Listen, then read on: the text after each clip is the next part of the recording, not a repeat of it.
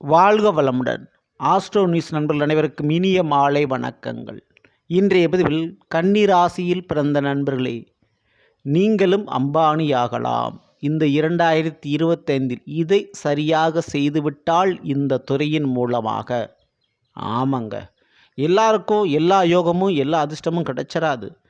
ஏழையாக பிறந்த எல்லாருமே கோடீஸ்வரன் ஆகிவிட முடியாது.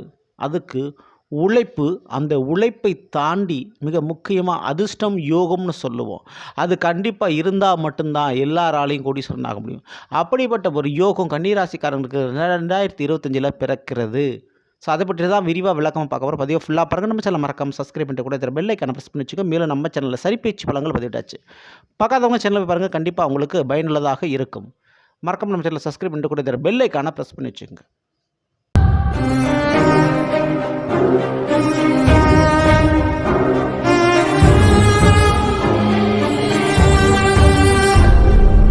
கன்னிராசியில் பிறந்த நண்பர்களே, இந்த 2025இல் முதலில் உங்களுக்கு நடக்கப் போகின்ற மிக நல்ல ஒரு விஷயம் என்னென்னா, கேது விலகுறது.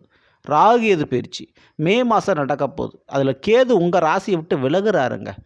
நிம்மதி, சந்தோஷம், எடுத்த காரியத்தில் இருந்த முட்டுக்கட்டை விலகி உங்களுக்கு வழிவிட்டு விலகி நிற்கப் போகிறது கிரகங்கள். இது முதல் விஷயம்.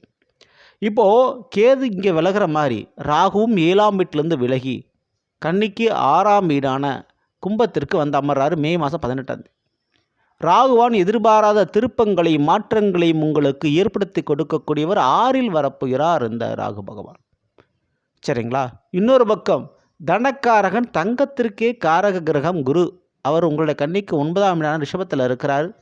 மே மாதம் 15ஆம் தேதி பயிற்சி அடைஞ்சு மிதுன ராசிக்கு வரப்போகிறார். அது உங்களுடைய கன்னிக்கு 10ஆம் வீடு, தொழில் ஸ்தானம். தொழிலில் இந்த குருபான் வந்து அமர்ந்தா தொழில் ரீதியான மாற்றங்கள் ஏற்படும். அங்கே பதவி முக்கியமாக, உங்களுடைய பங்குகள் முக்கியமாக அப்படின்ற முடிவெடுக்கக்கூடிய சூழலில் உங்களுக்கு உருவாகும். அப்போது ஒரு 3 துறையில் இந்த கன்னிராசிக்காரங்க இருந்தால் அதில் பெரிய லாபம் கிடைக்கும், கோடீஸ்வரனாகக்கூடிய வாய்ப்பு கிடைக்கும். அந்த 3 துறை எதுங்க அப்படின்னா, முதல்ல ஆன்மீகம் சம்பந்தப்பட்ட துறை. கோயில் வழிபாடு, ஆன்மீகம் சம்பந்தப்பட்ட துறையில் நீங்கள் இருந்தால் இந்த 2025 மிகப்பெரிய யோகம். காரணம், 6இல் ராகு இருக்கிறார், 7இல் சனி இருக்கப் போகிறார். கர்மா சேவை முடியப் போகிறது. ஸோ ஆன்மீகத்தில் ஈடுபட்டால், தொடர்புடைய தொழில் பண்ணிக்கிட்டு இருந்தால் உங்களுக்கு கோடீஸ்வரனாகக்கூடிய யோக வாய்ப்பு கிடைக்கும். 2வது மருத்துவத்துறை. காரணம் என்னென்னா, இந்த 6ஆம் வீடு கும்பத்தில் அதிபதியாக இருக்கக்கூடிய யாருன்னா ராகு பகவான். இப்போ 6ஆம் வீடுங்கிறது நோயை கொடுக்கக்கூடிய வீடு. சரிங்களா? அதில் ராகு அமர்ந்தால் நோயை தீர்க்கக்கூடிய மருத்துவத்துறை. அப்போ அந்த மருத்துவத்துறையில் இருக்கக்கூடிய கன்னிராசிக்காரங்களுக்கு மிகப்பெரிய ஜாக்பாட் யோகம், லாபம் கிடைக்கும். அதுக்கு அடுத்தபடியாக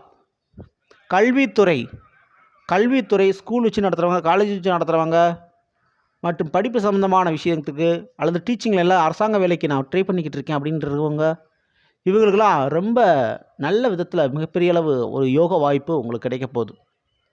சரிங்களா? ஸோ இதற்கு அடுத்தபடியாக மிக முக்கியமாக நான் சொல்லக்கூடியது கார், வண்டி வாகன பிஸ்னஸ் அல்லது ஜவுளி சம்மந்தமான பிஸ்னஸ். இந்த 2 பிஸ்னஸுக்கும் பெருத்த லாபங்கள் கிடைக்கும். கார்மெண்ட் சம்மந்தப்பட்ட தொழில் இதில் பெருத்த லாபங்கள் கிடைக்கக்கூடிய வாய்ப்புகள் இங்கே ஏராளமான முறையில் உண்டு. சரிங்களா?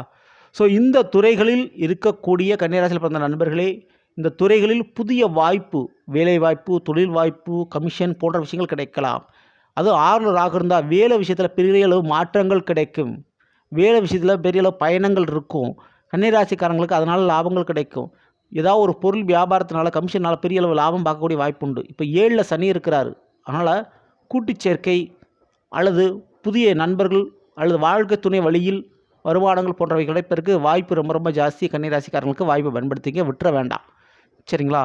காலமும் கிரகங்களும் சந்தர்ப்ப சூழ்நிலை மட்டுமே ஏற்படுத்தி கொடுக்கக்கூடும். அதை சரியாக பயன்படுத்தினால் வெற்றியும் லாபமும் பெறலாம். இதை மட்டும் மறந்துடாதீங்க. இந்த பதிவு பிடிச்சதை லைக் பண்ண, ஷேர் பண்ணுங்கள். மறக்காமல் நம்ம சேனலை சப்ஸ்கிரைப் பண்ணி வச்சுக்கோங்க. அடுத்து சந்திப்போம். நன்றி, வணக்கம், வாழ்க வளமுடன்.